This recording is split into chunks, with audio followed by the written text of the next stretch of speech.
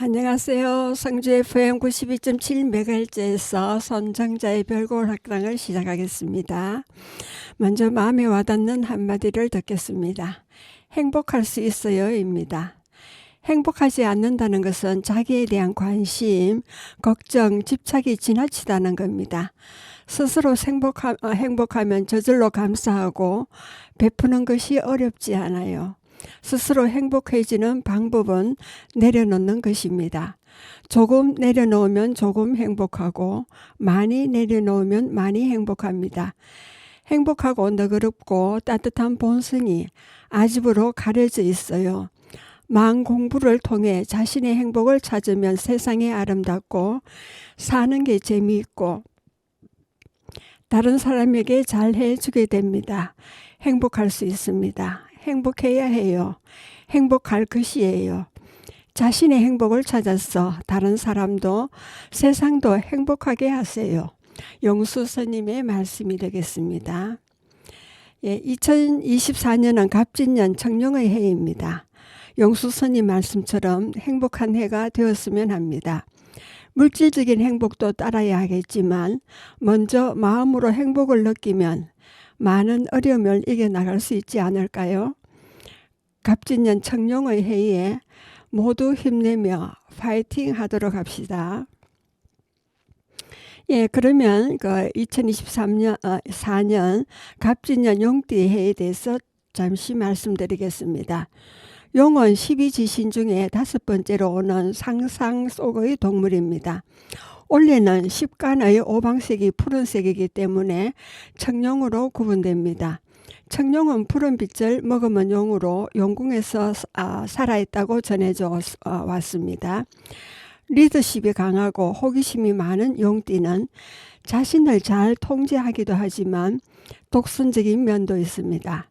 만약 올해 아이가 태어나 아기가 과연 금은 토끼띠인지 청룡띠인지 헷갈리시는 분이 있으실 텐데요.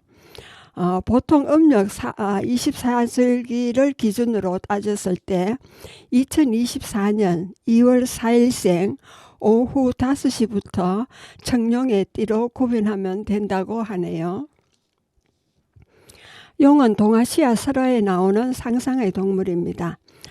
9가지 모습 중에는 구구, 양수인 81개의 비늘이 있고 그 소리는 구리로 만든 쟁반을 울리는 소리와 같고 입 주위에는 긴 수염이 있고 턱 밑에는 빛이 곱고 아름다운 구슬 또는 대동강, 두만강에서 나는 방합 속에서 생긴 진주, 동주, 명주가 있고 목 아래에는 거꾸로 박힌 비늘인 영린이 있으며 머리 위에는 박산, 그러니까 공작 꼬리 무늬같이 생긴 용이 지닌 보물이 있습니다.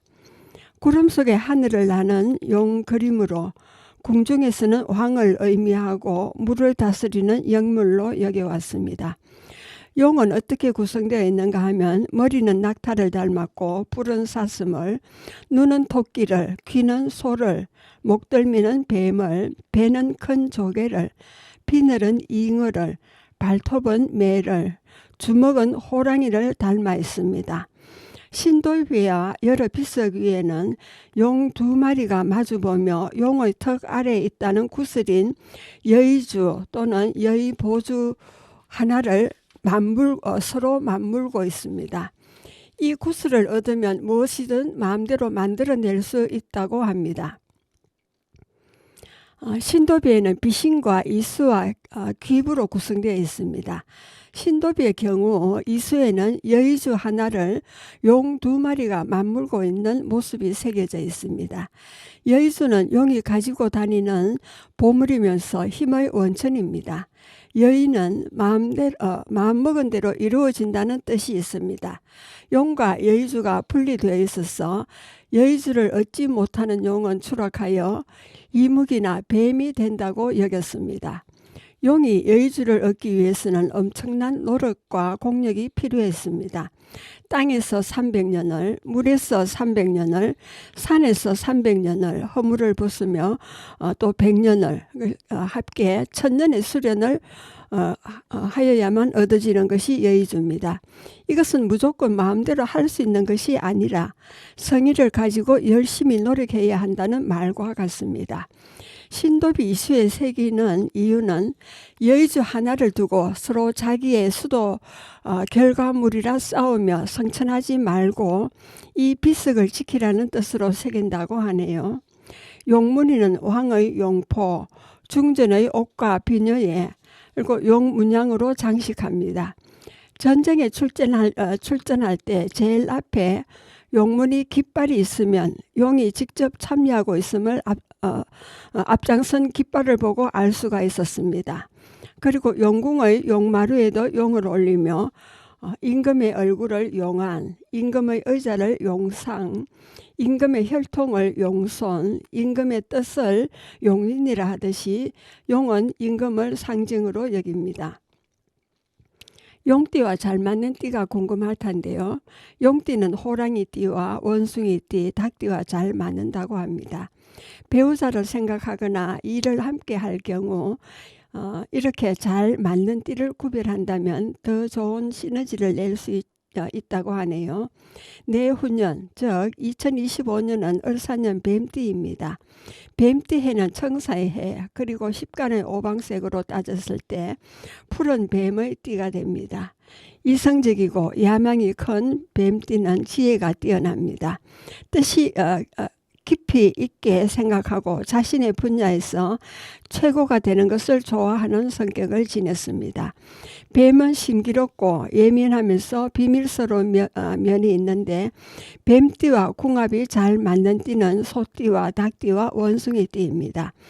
2024년 좋은 띠, 대박띠, 청룡해와 잘 맞는 대박띠는 바로 범띠, 닭띠, 쥐띠입니다. 범띠인 호랑이띠는 2024년 긍정적인 해로 지난해 겪었던 어려움이 있다면 2024년에는 좀 더 좋은 기회로 변화하는 해가 될 것입니다. 이번 2024년의 호랑이띠 분들은 올해 어떤 일이든 성공할 수 있다고 하네요. 원숭이띠 역시 성공운이 찾아오는 2024년에 재물이라든지 부동산 등 여러 가지 이유로 좋은 소식이 들려온다고 합니다. 닭띠는 재물운과 사람운, 건강운 모두가 좋으며 많은 고통 속에서 심적으로 안 좋았던 닭띠분들은 2024년이 새로운 도전이 될 해가 될 것이라고 합니다. 그러면 한국인의 1년인 24절기는 태양의 움직임에 따라 1년을 24절기로 나누어 정한 날입니다. 한 달에 2절기씩 6절기가 한 계절로 나누어 들어 있습니다. 그러면 봄절기는 2월입니다. 첫 번째 입춘인데 2월 4일 무렵 봄이 시작하는 때입니다. 절기 속에 명절은 설이 있습니다. 음력 1월 1일인데요. 차례와 세배, 떡국을 먹고 연날리기가 있습니다. 그리고 두 번째로 우수는 2월 19일 무렵에 있고요. 봄이 내리고 싹이 트는 때입니다. 명절은 대보름이 있습니다. 음력 1월 15일이고요. 달맞이와 오곡밥과 줄달리기가 있습니다. 그리고 3월에는 세 번째로 경칩이 있습니다. 3월 5일 무렵이고요. 개구리가 잠에서 깨는 때입니다. 그러니까 명절은 머슴날이 있습니다. 음력 2월 1일이고 덜돌덜기와 나이떡 먹기가 있습니다. 그리고 네 번째로 춘분은 3월 21일 무렵에 있고요. 밤낮의 길이가 같은 때입니다. 명절은 영등날이 있고 음력 2월 1일에 지냅니다. 이때는 영등국과 영등제 놀이가 있습니다. 그리고 4월에는 다섯 번째로 청명이 있습니다. 4월 5일 무렵이고 봄에 날씨가 좋은 때입니다. 명절은 삼진날이 들어있고요. 음력 3월 3일입니다. 제비맞이와 화전 꽃놀이가 있습니다. 여섯 번째로는 고구가 있습니다. 4월 20일 무렵이고 농사비가 내리는 때입니다. 들어있는 명절은 한식입니다. 4월 5일 무렵이고요. 이때는 성묘를 합니다. 예, 그러면 이제 여름절기가 시작됩니다. 이게 5월이죠. 일곱 번째 입하가 있습니다. 5월 6일 무렵이고 여름이 시작하는 때입니다. 그리고 여덟 번째 소만이 있습니다. 5월 21일 무렵이고 햇볕이 가득한 때입니다. 명절은 초파일이 들어있고 음력 4월 4일입니다. 이때는 연등 행사가 있습니다. 그리고 6월에는 아홉 번째로 망종이 있습니다. 6월 6일 무렵이고 씨 뿌리기 적당한 때가 되겠습니다. 열 번째로는 하지가 있습니다. 6월 22일 무렵이고 낮의 길이가 가장 길 때입니다. 명절은 단오가 있고 음력 5월 5일에 지냅니다.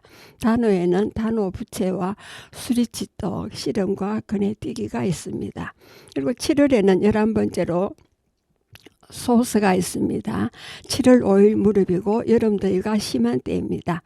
그리고 삼복이 들어있습니다. 7월 5일부터 8월 23일 무렵까지 가 있는데 복다림과 삼계탕, 탁족과 피스를 합니다. 12번째로는 대스가 들어있습니다. 7월 23일 무렵이고 여름더위가 가장 심한 때입니다.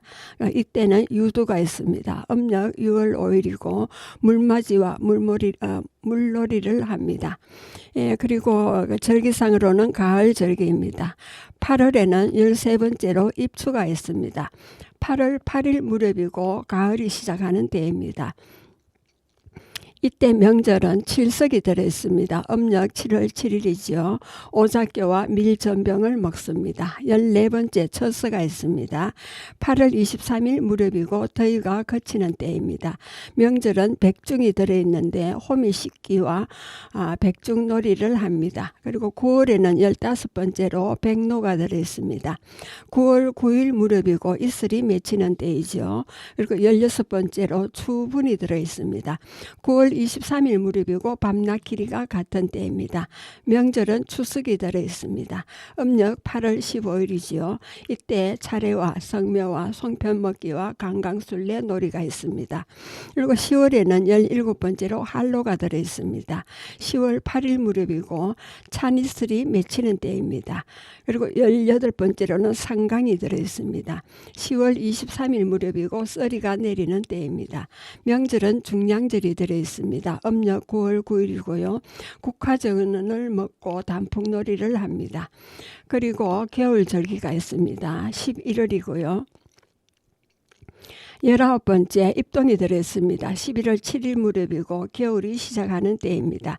그리고 20번째 소설이 들어있습니다. 11월 22일 무렵이고 첫눈이 내리는 때입니다. 이때 명절은 10월 상달이 있습니다. 음력 10월 20일이고 상달 고사와 시루떡을 먹습니다.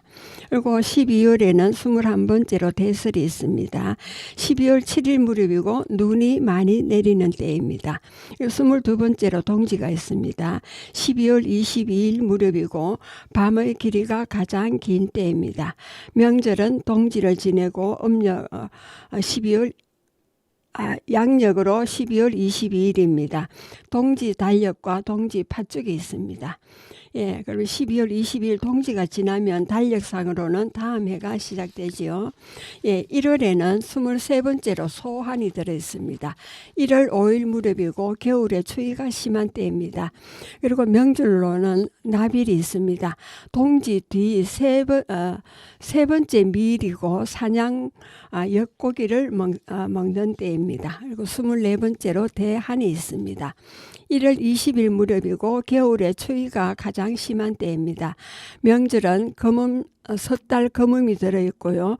음력으로는 12월 마지막 날입니다. 해 지킴이가 있습니다. 음력은 기후와 차이가 크기 때문에 음력 달력만으로는 농사를 짓기 힘들다는 단점이 있어 이를 보완하기 위해 양력의 요소를 도입한 것이 24절기라고 할 수 있습니다. 그렇기 때문에 24절기는 음력이 아닌 양력으로 나뉘어져 있습니다. 예, 12지의 그 번식에 대해서 말씀을 드리겠습니다. 좌는 그 쥐를 말하죠. 포유류고 임신은 22일 만에 새끼 2마리에서 9마리까지를 낳습니다. 축은 소이지요. 포유류고 임신 277일에서 290일 사이에 새끼 1마리를 놓습니다. 그리고 이는 범입니다. 포유류고 임신 100일에서 110일 사이에 새끼 2마리 내지 4마리를 놓습니다. 묘는 토끼죠. 포유류고 임신 30일 만에 새끼를 4마리에서 8마리까지 놓습니다. 그리고 쥐는 용띠입니다. 상상의 동물이지요. 사는 뱀입니다. 파충류에 들어가고 종류 따라서 알을 39개에서 100개 정도 놓습니다. 오는 말띠입니다. 포유류고 임신 335일에서 340일 사이에 새끼 1마리를 놓습니다.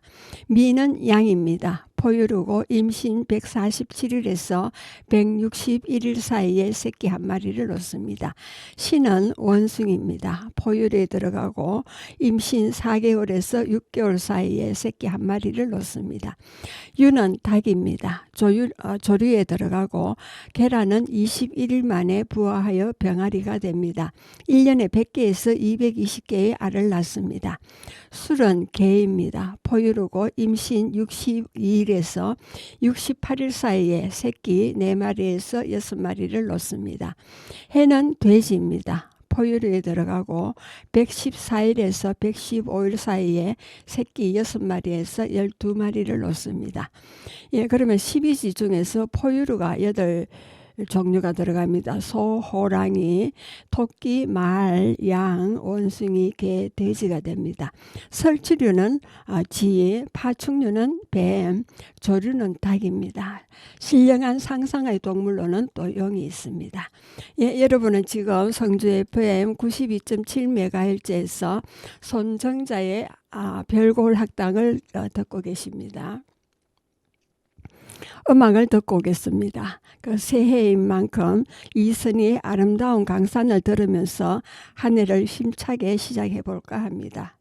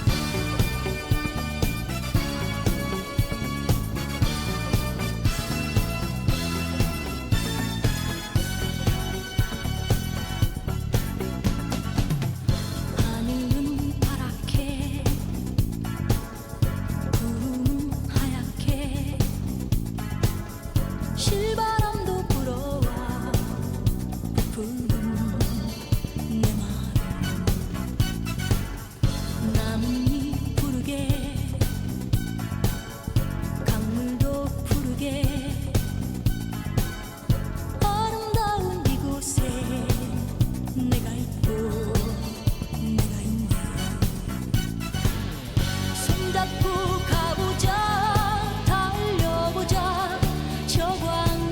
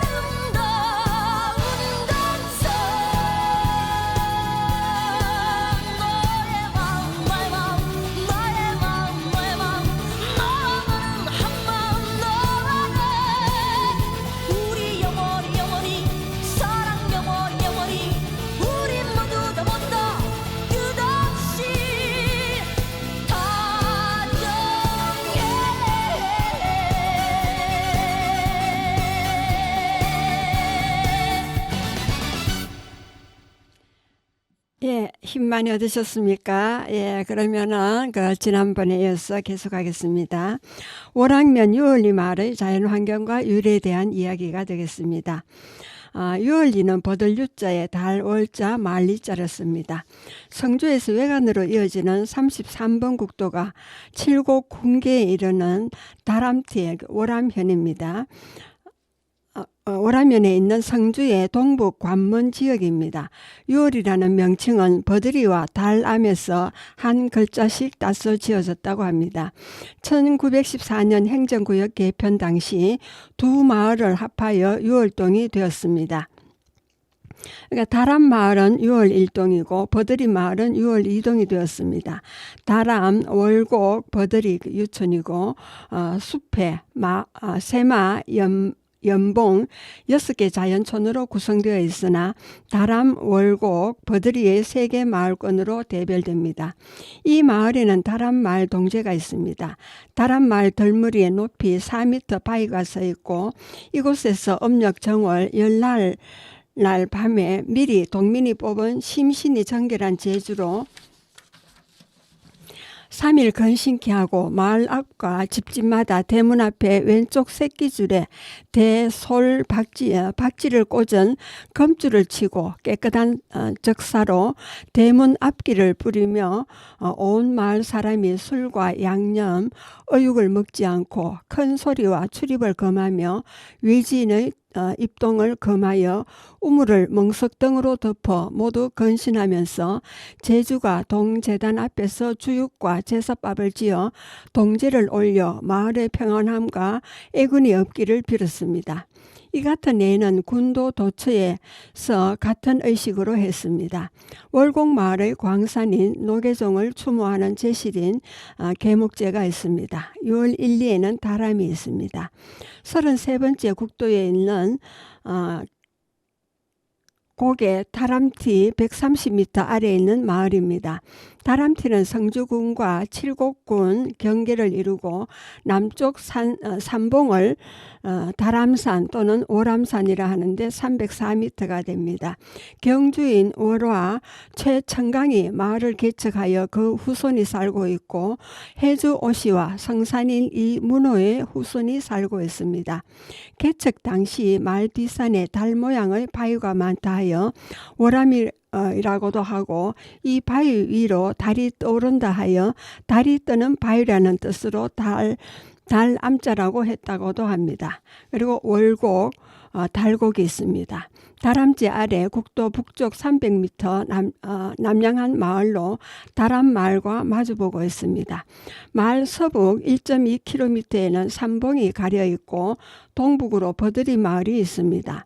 광산인 노덕일의 아들 만우 노계종이 1584년 인조 때 성주에서 이곳에 입향하여 학문과 덕망을 베풀며 살았고 달이 뜨면 이 마을을 바로 비추게 되어 그 경관이 일품이어서 달곡 일명 월곡이라 부르게 되었습니다.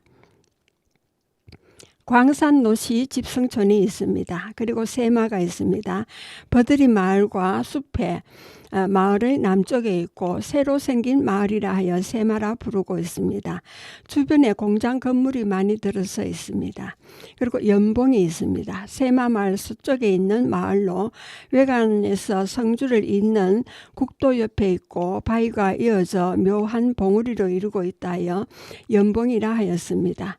그리고 6월 1일에는 버들이 유등이 있습니다. 다람쥐 아래 국도에서 북쪽 산골로 1.3km고 각 산성에서 남쪽으로 1.3km 계곡 상류에 서남향하여 높이 70m에 있는 바위 마을입니다. 고대 유동방의 요지 마을이기도 했고요. 1550년경 순흥 안씨가 마을을 형성하였고 1700년까지는 유동방이라 하였습니다.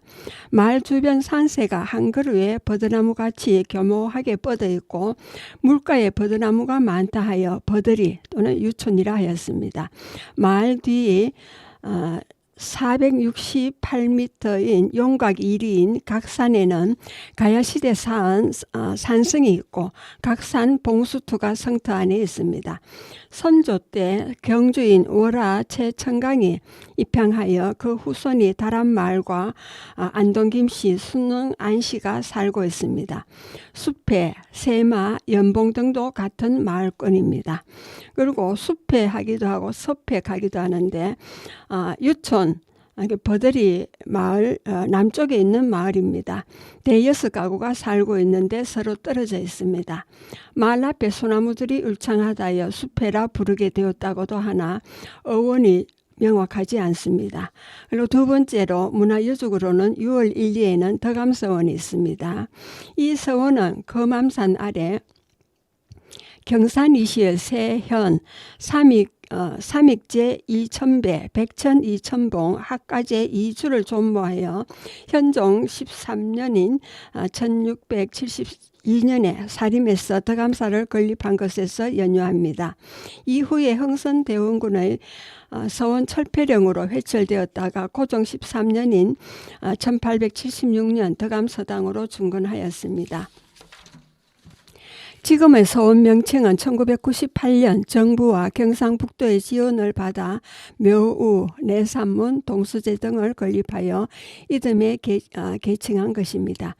서원의 배치 구성은 토석담을 두른 장방형 곽 전면에 서원을 출입하는 대문에 해당하는 소설산문인 건명문이 있고 북쪽에 강당과 그 앞에 동수제가 서로 마주보고 있습니다. 서당 뒤편에는 별도의 광내에 내산문과 사당이 자리 잡고 있습니다. 서원 입구에는 2005년 건립한 2층의 관악류가 있습니다. 그리고 경목제가 있습니다. 유월리 광산 노시 집성촌인 월곡마을 동편 끝 언덕 아래 남양하여 있습니다. 인조 때 선산에서 월곡마을로 입향한 만우, 노계종을 추모하여 후손들이 1917년 건립한 제사입니다. 마을 앞에 노경택의 효행비가 있었으나 근년에 버들이 마을 위쪽 문중 묘소가 있는 것으로 옮겼습니다. 그리고 노경택 효행비가 있습니다. 유월리 월곡마을 앞에 있는 노경택의 효행비로 신축한 1961년에 세워진 것입니다. 2003년 버들이 마을 서북쪽 골짜기에 있는 노시 종중산으로 옮겼습니다. 성산지 효자조에 보면은 모친상에 시묘살이를 했는데 호랑이가 항상 여막 뒤에서 호위하였다고 한다고 기록되어 있습니다. 그리고 학포제가 있습니다. 유월리 서원골의 서편 상기석에 남양하여 있습니다. 조선 중엽 유학자인 경산인 이성의 학덕을 추모하여 후손들이 건립한 제사입니다. 제사는 처음 1972년경 오랑 안포리 상포 북쪽의 상기석 아래 남양하여 4칸 한옥으로 건립하였으나 2004년 오랑 유월리 서원골 상기석에 경산인 이시 학포 공파 문중의 납골당을 설치하면서 그 아래 현재의 장소에 제사를 건립하여 학포제라 하고 기존 건물을 폐쇄했습니다. 그리고 6월 1일에는 추원제가 있습니다. 6월리 버들이 마을 동편 끝에 남양하여 있습니다. 유월리에 세가하는 순흥 안시 종당으로 참판 안병년을 추모하기 위해 후손들이 1946년 세운 건물입니다. 그리고 세 번째로 산천 지수 지명이 되었습니다. 6월 1, 2에는 다람산이 있습니다. 오란마을 6월 공단 뒤 288.9m인 동쪽 산이고 서남면 문방 1이 문포 마을 북쪽과 칠곡궁 기산면 군 명계의 산입니다. 서쪽 현령산에서 선석산과 각산을 이어서 오람산과 도고산과 낙동강과 군계를 이루고 있습니다. 남서쪽 명계에 영채산이 있고요.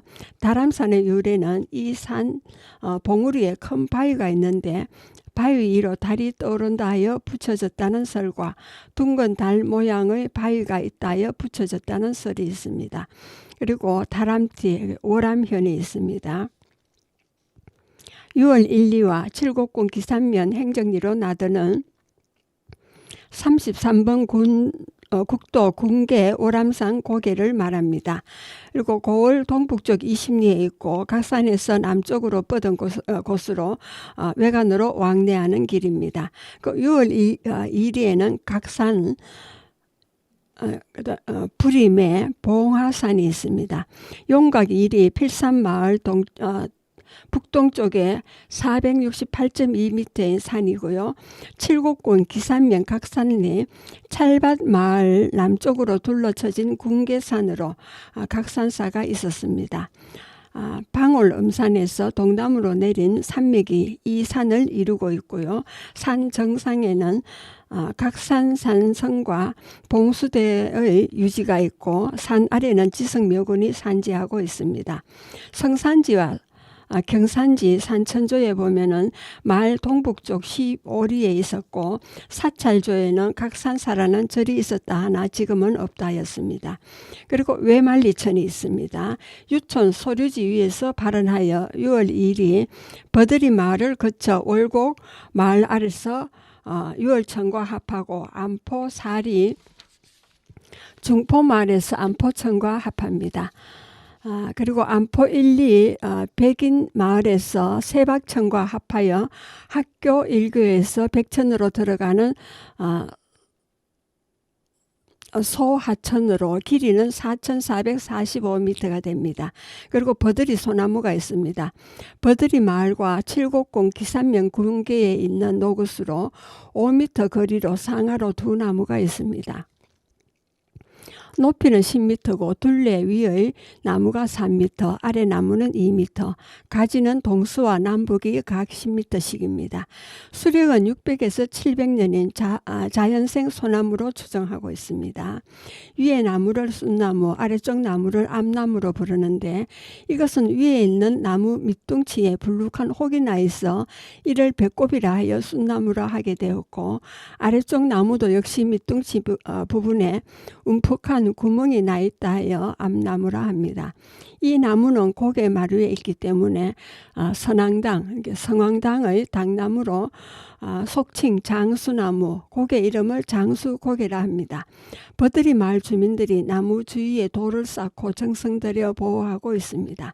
일설에 중국의 모 장군이 우리나라에 와서 지세를 살펴본 적 훌륭한 장군이 많이 나겠기에 장차를 위해서 각처로 돌아다니며 산의 지맥을 끊어 인재 출생을 막아버렸다고 합니다.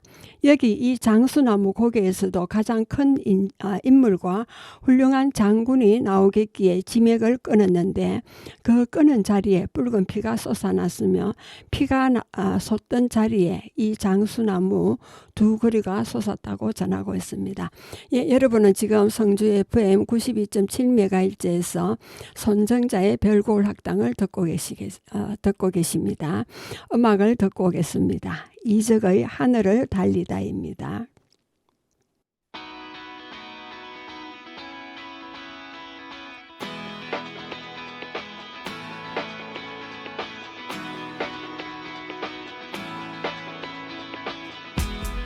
두근거렸지 누군가 나의 뒤를 쫓고 있었고 검은 절벽 끝에 더 이상 발디딜 곳 하나 없었지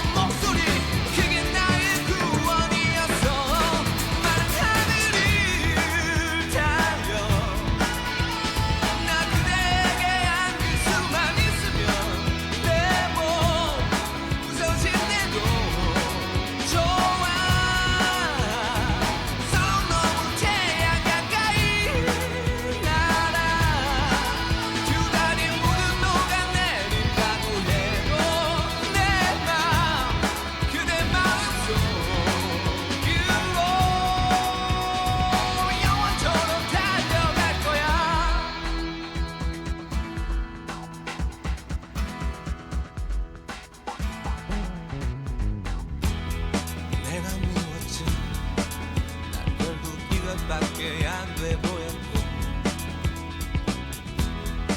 오랜 꿈들이 공허한 어린 날의 착각 같았지. 울먹임을 참고 난 몰래 내 이름을 속삭였을 때 귓가에 울리는 그대의 뜨거운 목소리, 그게 나의 희망이었어. 많은 하늘을 달려 나 그대에게 안길 수만 있으면 내 몸 부서질 때도 좋아. 서로 너무 태양 가까이 날아 두 다리 모두 녹아내린다고 해도 내 맘 그대 마음속으로 영원토록 달려갈 거야.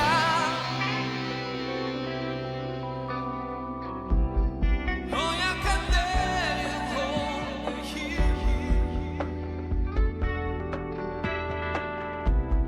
날개를 달 수 있다면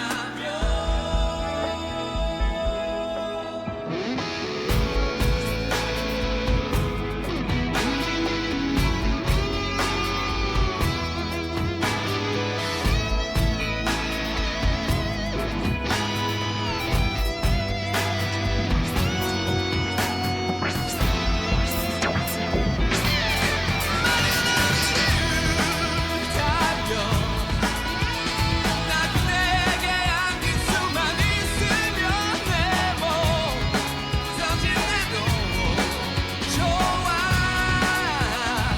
서로 너무 태양 가까이 날아 두 다리 모두 녹아내린다고 해도 내 맘 그대 마음속으로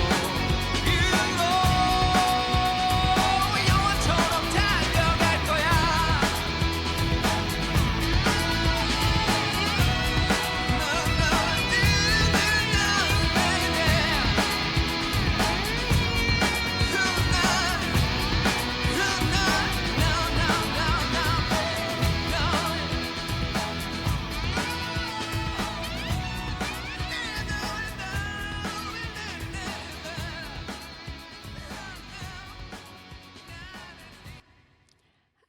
예, 노래 잘 들으셨습니까? 예, 그러면 지금부터는 2부가 시작되겠습니다. 성주 군내 84개 성시별 관양 유래와 세거 분포 인물 소개를 하고 있습니다. 오늘은 포산 곽시 송천 구거당파 문중에 대한 이야기를 하겠습니다. 관양 유래는 시조 곽은은 호는 암곡이고 초유며 시호는 정의공입니다. 공은 본래 중국 송나라 사람으로 문영각 한림학사가 되었고 고려 인종 11년에 7인의 하사와 함께 1133년 고려국에 입국하여 인조 16년인 1138년에 등과했습니다. 여러 관력을 거친 뒤 평장사 문화시중을 지냈고 금자 광록 대부에 올라 포상군에 봉해졌습니다. 현풍 곽씨 후손들은 시조 포상군의 봉호를 소중히 여겨 족보의 표제나 비명의 제면 등의 포상 곽씨라 많이 쓰고 있습니다. 세거 분포로는 시조 이래 고려 말까지 11세 손을 전후해서 개성을 중심으로 상거했습니다. 조선 초부터 중파인 5세 곽기정의 후손들은 중부, 호남 서북에 세거하고 차파인 5세 한정의 후손들은 관양지인 현풍을 중심으로 영남 일대에 세거하고 있습니다. 19세 구거당 곽경흥의 사자인 유한, 윤영, 유병, 유번 중 세 번째 아들인 곽유병이 야성 송시, 판광공, 송광 종의 따님과 혼인한 후에 현풍 소래에서 처양인 성주군 초준면 문덕리 송천으로 이가한 후 후손들이 지금까지 360년간 세거하여 자손이 80여 호에 이르고 있습니다. 세 번째 인물 소개입니다. 곽안방이 있습니다. 시조의 13세손으로 청백리입니다. 공은 천품이 탁월하여 남에게 구속받지 않는 성품이었습니다. 조선 세종 말에 해남 현감으로 봉직하면서 정사를 엄정 공명하게 처리하여 백성들의 존경을 받았고 아전들은 두려워하였습니다. 이에 백성들은 공의 선정을 칭송하여 생사당을 세웠습니다. 동국 여지 성남 해남편 명환록에 보면은 공의 선정을 위 현감 유해 정민 지검 사지라 기록하였습니다. 단종 초에는 익상 군수로 부임하였으나 단종 대왕이 퇴위하자 벼슬을 버리고 낙향하였습니다. 단종이 성하하고 발상하자 부진동강 명인령 한강의 목매어 우는 물소리 다하지 않는데 무인 초반 의제혼 아무도 의제의 혼을 불러 돌이킬 리 없네. 기상인화 문명력 기자의 어진 문명한 나라에 흥무장횡 횡망고헌 검은 안개의 흔적이 긴 세월에 남겨 있을 줄이야 라는 만시를 지어 그 비통함을 달리었습니다. 군수 자리를 수행할 때는 얼음과 같은 냉정함이 있었고 맛있는 음식을 보면 마치 내 몸을 더럽히는 것까지 여겼습니다. 벼슬을 내놓고 귀향할 때는 말 한 필에 쓸쓸히 돌아오니 사람들은 태수인지 알지 못했다고 합니다. 이때 노비가 자물쇠 한 개를 가지고 있었는데 공이 이것을 보고 깜짝 놀라 이건 역시 나라 것인데 대수를 할 것 없이 있겠느냐. 논할 것이 있겠느냐라 꾸짖으며 급히 돌려보내라 명했다 합니다. 차시의 사람들이 말하기를 옛날에 현어 유독한 청관이 있다 하더니 이와 같구나 라고 하였다 합니다. 곽안방공은 복렬대부 정사품으로 세조 9년에 청백리에 녹선되었고 세조 13년에 일어난 이시의 난을 평정하여 원종 공신에 녹훈되었습니다. 그리고 12정려 내력이 있습니다. 1충 8료 6절의 15위 분에게 12정려가 내려졌는데 그 까닭은 정유재란 때 안음현감 존재공 곽준이 황석산성에서 외적과 싸우다 순절하였고 공의 둘째 아들인 이상 이후가 부친을 호위하다 참회를 당하였습니다. 장자부 거창신씨는 부군을 따라 자결하였고요. 또 출간녀가 부친과 부군의 전사 소식을 듣고 자결하니 오중의 순사 사실이 조정에 알려져 선조 대왕이 일문삼강이라 정리를 지어 표창할 것을 명하였습니다. 또한 사인 곽재운에게 사남이 있었는데 임난을 당하자 병든 부친을 모시고 유가산 굴속으로 피난하다 외적이 침입하여 그 부친을 해치려 하며 사형제가 부친을 살리려고 서로 호위하다 차례로 죽음을 당한 사실이 조정에 알려져 선조 대왕이 정렬을 명하였습니다. 그리고 곽경흥이 있습니다. 호는 국어당이고 자는 여경, 청백리 곽안방의 6세손입니다. 선조 2년 기사년에 통덕랑 곽종길의 차자로 출생하여 광해군 13년에 죽었습니다. 백형 광경덕이 무하여 공이 소래 대종가의 후사를 이었습니다. 공은 어려서부터 총명하여 7살에 족조 죽제공 곽간으로부터 수학하고 12살에는 대한 박성문에게 수업하였습니다. 공은 성공의 임종을 돌아보고 이르기를 장공해의 구세동 거지미를 흠모하였으며 아니 태화 지본이요 화의 문지보라 하여 호를 구구당으로 하였습니다. 임난중 계사년 4월에 학봉 김문충이 학행으로 공을 초계 군수에게 천학하였으나 부임하지 않았습니다. 그리고 늦게 한강 정구 선생을 스승으로 모시고 종학을 하였습니다. 공은 광해군 2년에 성균 생원으로 급제하였고 광해군 4년에는 정내암의 청거로 종묘소 주부와 제천 과천으로 과천 현감을 상징을 잘 수행하여 사원부 지평에 제수되었으나 모두 고사하고 불기하였습니다. 공은 한원당 김굉필 선생의 학덕을 우모하고 이태계 선생을 진실로 나의 스승이라 여기며 평생 존모하였다 합니다. 정 별검 이효자가 있습니다. 소계 곽주의 이자인 별검 곽의창과 셋째 아들인 정 별검 곽육창의 지극한 효성의 향인이 효자비를 세웠는데 이 사실이 조정에 알려져 형제에게 각각 장원서 별검으로 정직을 내리고 정렬을 명하였습니다. 그리고 계곡랑 곽재기의 부인이고 건관 이시목의 따님인 절부 광주 이시가 임난 때 사절한 사실이 조정에 알려져 선조 대왕께서 정렬을 명하였습니다. 사인 곽홍원의 부인이고 계량공 박경의 따님 민 열부 밀항박씨의 순절한 사실에 현종대왕이 정렬을 명하였습니다. 통덕랑 곽수영의 부인이고 사인 권일의 따님인 열부 안동권씨가 순절한 사실에 현종대왕께서 정렬을 명하였습니다. 그리고 사인 곽내웅의 부인이며 사인 이명후의 따님이며 절명사로 유명하신 효열부 전의 의시의 효성과 순절한 사실의 영조대왕이 정렬을 명하였습니다. 그리고 쌍효문이 있습니다. 수암 곽현문은 곽유병의 정손으로 유집 5건이 있습니다. 숙종 13년에 태어나 영조 24년에 사망하였습니다. 그리고 갈촌 곽기현은 곽현문의 정손으로 영조 40년에 태어나 정조 17년에 사망하였습니다. 두 번의 효행이 타기하여 현종 13년에 동몽교관 조봉대부에 정직되고 장렬을 명받았습니다. 문덕리 마을 앞에는 두 분의 정녀문인 쌍효문이 있습니다. 그리고 곽창습이 있습니다. 호는 성천 곽유병의 10세손으로 철종 11년에 태어나 임자년 5년에 사망하였습니다. 공은 곽종석과 동료하며 유집 한 권이 전하고 있습니다.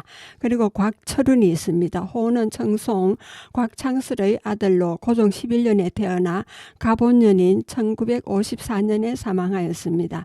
공은 송홍래, 송준필과 동료하였습니다. 예, 여러분은 지금 성주 FM 92.7MHz에서 손정자의 별골 학당을 듣고 계십니다. 예, 음악을 듣고 오겠습니다. 윤상의 한 걸음 더가 되겠습니다.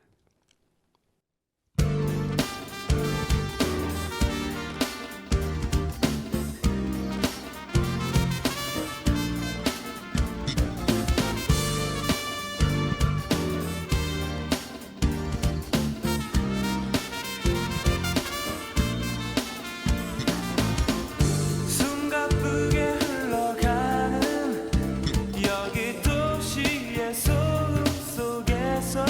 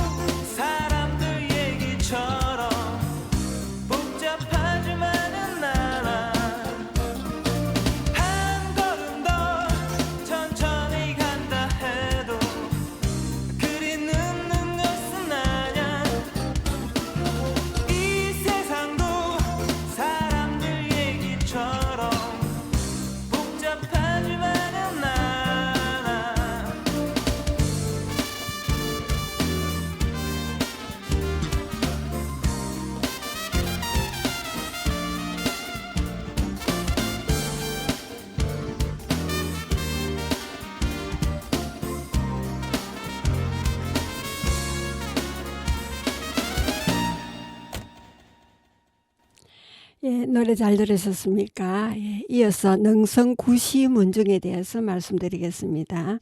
관양유래는 고려 벽상 삼한 삼중대강 금교 상장군을 지낸 시조 구존류는 송나라 도학자 회암주의 신안주시의 4세손 주잠의 딸과 혼인하여 능성에서 세거하였습니다.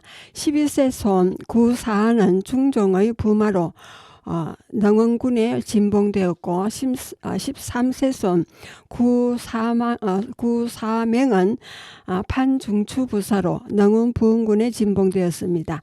딸이 선조의 다섯째 아들 정원군과 혼인하여 인현 왕으로 책봉되어 왕후의 관양이라 능주로 성격되기도 했습니다. 이런 연고로 수간성을 능성구시라 합니다. 두 번째 세거 분포로는 각 파별 분포사항으로는 구연좌가 있습니다. 구연좌는 판사파로 서상과 해미에 세거하고요. 구현노는 전서파로 무후합니다.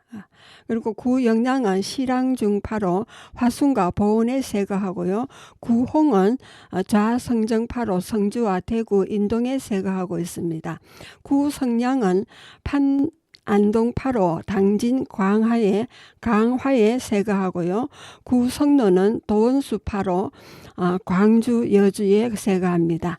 그리고 구현보는 낭장파로 서천과 비인에 세거하고 구현기는 간무파로 당진과 면천에 세거합니다. 구성미는 참판파로 익산에 세거하고요. 구원님은 문청군사파로 완주와 고산에 살고 있습니다. 7세손 구홍은 좌정성파 파조로 고려 우왕 때 밀직 부사를 거쳐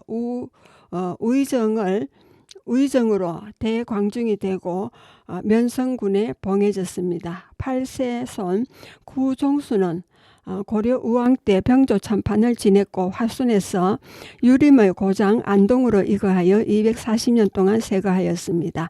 그리고 16세손 성은공 구세는 선조 27년인 1594년 안동에서 성주 벽진 수촌리로 이주하여 정착하였습니다. 그리고 17세손 구상손이 인조 14년인 1636년 병자호란 때 매수리 야동으로 거처를 옮겨 그 후손이 세거하게 되었습니다. 그리고 세 번째 인물 소개로는 구민첨이 있습니다. 구민첨은 평장사를 지냈고요. 그리고 구왕이는 안동부 도관 판관을 지냈습니다.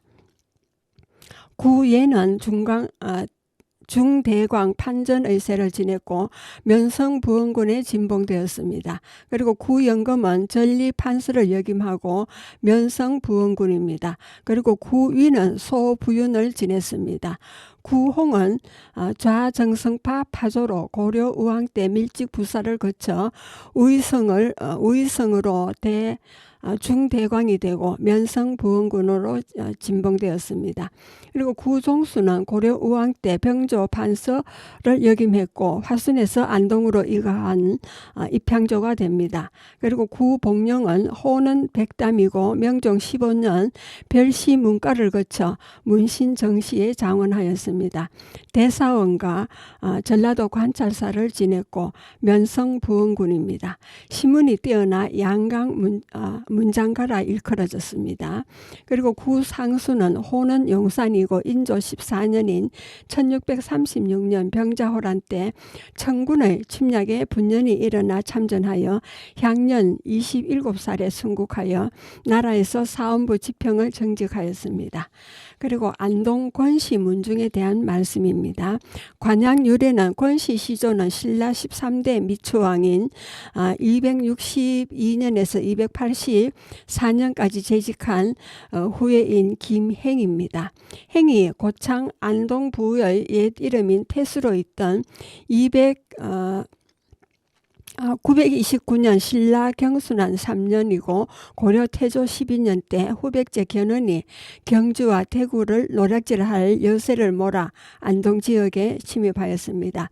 이때 행이 일어나 견훤을 물리쳤습니다. 이에 고려 태조는 그의 병기 달곤한 큰 공운을 찬양하여 사만벽상 절신 삼중대왕의 자기와 함께 성을 권으로 하사하는 한편 고창군을 안동부로 성격시키는 동시에 부를 시급으로 지급하였습니다. 두 번째 세급 분포로는 세조 2년인 1456년에 성주 용암 두리실 현재 볼리 1위를 말합니다. 그 낙향에서 계기 시조는 평안도 가상군수 영야헌 권유금입니다. 공의 후에는 15파 중에 하나인 검교파입니다. 파시조 검교대장군 권척은 권행의 10세손입니다. 14세손 사부제 권정은 조선 왕조가 들었음에 따라 전 왕조의 좌사간 벼슬을 지내고 버리고 안동 도목촌 언둔하였습니다. 이곳에 반구정을 짓고 우거하면서 예제자들에게 세전 충효의 유훈을 남겼습니다. 조선 태조는 3번이나 성지, 도성지 등 벼슬을 내렸으나 불응함으로 세인들은 이곳을 도목촌 또는 기살이라 일컫게 되었습니다. 군수 권유금은 권정의 셋째 아들인 울산 부사와 철원 부사를 역임한 권서의 큰아들입니다. 그는 세종 26년인 1444년 사마시 문과에 급제하였습니다. 여러 내직을 겪은 다음 가산군지사로 재임하던 중 세조의 왕위 찬탈을 당하였습니다.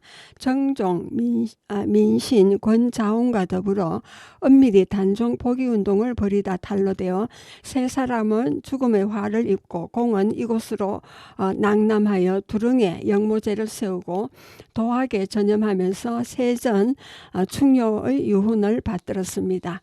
영야헌의 후에는 오늘날 크게 3계파와 그 지파로 나뉘어집니다. 그의 정손 중추부사 권적의 아들인 정이조판이 송오 권응일은 세 아들을 두었습니다. 장은 공조 참이 수백당 권율, 차는 중지 중추부사, 성강 권악록, 개는 공랑 주부직장 양진당 권록입니다. 이 세 형제의 후예들을 각각 백파, 중파, 계파라고도 하고 아호를 따서 수백당, 성공강, 양진당 공파라 일컬어집니다. 오락면 장산리와 그 주변에 살고 있는 사람은 성강공파, 성강공과 양진당공의 후예들입니다. 한편 영야헌의 둘째 손자인 군수 권수중의 후예는 용안면 문명리와 그 원근에 살고 있고 권수중의 여수는 성종 왕자 이성군 이관입니다. 셋째 손자 참봉 권수용의 후예는 안동 구담에 살고 있습니다. 세 번째로 인물 소개를 하겠습니다. 권유금은 1421년부터 1463년까지 생존하신 분으로 호는 영야헌이고 권서의 큰아들로 경남 울산에서 출생했습니다. 세종 32년인 1450년 문과에 급제하여 좌랑 가상군수를 지냈습니다. 1455년 단종이 쫓겨나고 세조가 즉위하자 벼슬을 버리고 정종과 민신, 권자홍과 단종 보기를 꾀하다가 탄로되었습니다. 그 후 홀로 피신하여 남하하여서 현재 성주군 용안면 볼일이 두릉에서 부인 민씨와 밭 깔고 농사지으며 살았습니다. 초하루 보름이면 북쪽을 향해 망배하고 희생된 동지들의 넋을 추모하여 귀거래사를 읊어 마음을 토로하였습니다. 그리고 양야헌, 낙남운이 있습니다. 귀거래사 읊은 지도 세월이 지났는고 산모양 물 흐름도 나디거 가는구나. 북골엔 대우로 충원이 울부짖는데 남당에서는 홀몸 편안히 부끄러울 뿐이로다. 벼슬 살던 옛적은 추억으로 사라지고 새로는 일찍부터 나아가기 어렵더라. 성은 못 갚은 채 몸마저 늙어가니 현능 앞 잠든 풀을 꿈속에 그리노라. 부인 민씨는 민제 태조 장인의 소녀요 민무휴의 딸로 태종의 왕비 원영 왕후의 진녀입니다. 향년 55세로 별세하였습니다. 그리고 권상평이 있습니다. 호는 만호제고 권유금의 아들로 사직을 지냈으며 권수격은 권유금의 장손자입니다. 주부를 지내고 이조차미를 정직되었습니다. 권적이 있습니다. 호는 남강 권유금의 정손으로 효성과 학문을 보고 김굉필이 손자 사이로 삼았던 분입니다. 중추부사를 지냈고요. 권응일이 있습니다. 호는 송오고 권유금의 현손이고 주부 공조차미를 지냈습니다. 그리고 권율이 있습니다. 호는 수백당이고 권응일의 큰아들이고 첨지 중추부사를 지냈습니다. 그리고 권왕력이 있습니다. 호는 성강이고 권응일의 차자입니다. 첨지 중추부사를 지냈습니다. 그리고 권록이 있습니다. 호는 양진당이고 권응일의 셋째 아들이고 주부 직장을 지냈습니다. 예, 여러분은 지금까지 성주 FM 92.7MHz에서 손정자의 별고울 학당을 들으셨습니다. 마지막 음악을 듣겠습니다. 인순이의 거북이의 꿈이 되겠습니다. 한 해를 시작하는 해로 시작하는 의미로 거위의 꿈을 들으며 각자의 꿈을 이루는 해가 되기를 소원해 봅니다.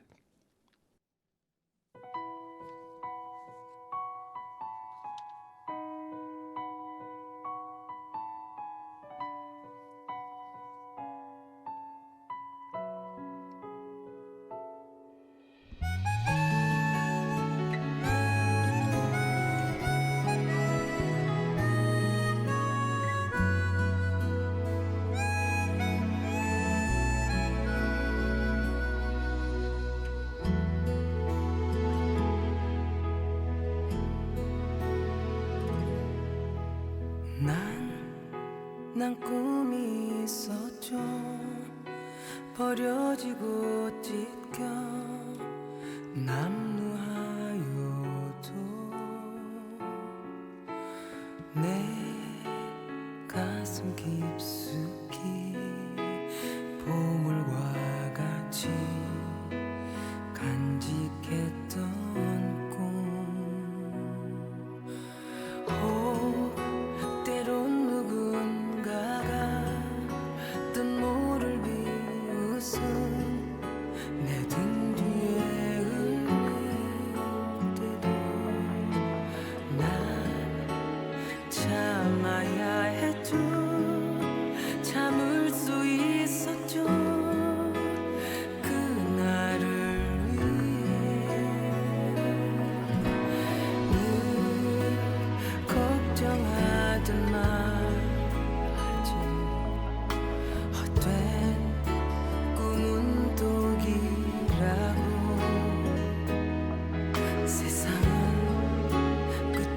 정해진 책처럼